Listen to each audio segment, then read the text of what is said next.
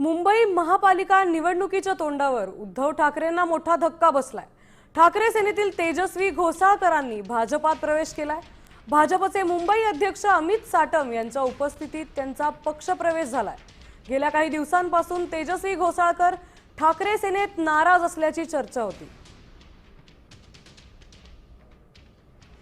त्यानंतर परत मी समाजकारण करायला सुरुवात केली, पण करताना प्रभागामध्ये जी विकासाची कामे अपुरी राहत होती आणि होत नव्हती, माझ्या लोकांची कामं होत नव्हती, त्यासाठी हा निर्णय घेतलेला आहे।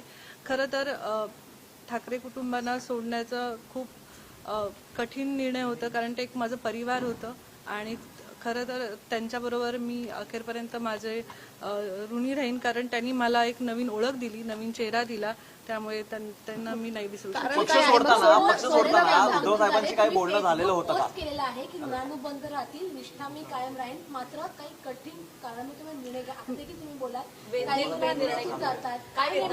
जशी अभिषेकची निर्गुण हत्या झाली होती, त्यानंतर हायकोर्टमध्ये जी केस चालली, नंतर सीबीआय मध्ये जी मंदगतीने केस चालू आहे, त्याचा अजूनही फैसला झालेला नाहीये।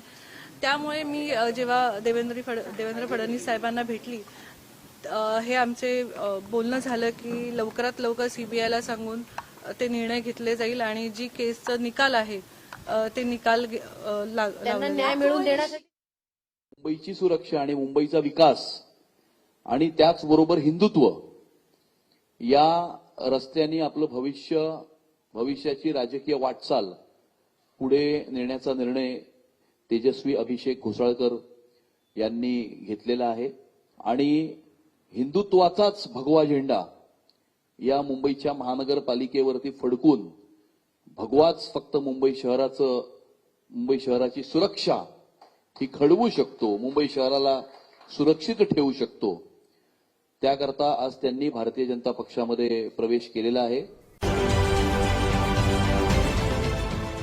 देश विदेशातील प्रत्येक घडामोडींचे लाईव्ह अपडेट मिळवण्यासाठी आता साम टीव्हीच्या सर्व सोशल मीडिया प्लॅटफॉर्मला लाईक, फॉलो आणि सबस्क्राईब करा।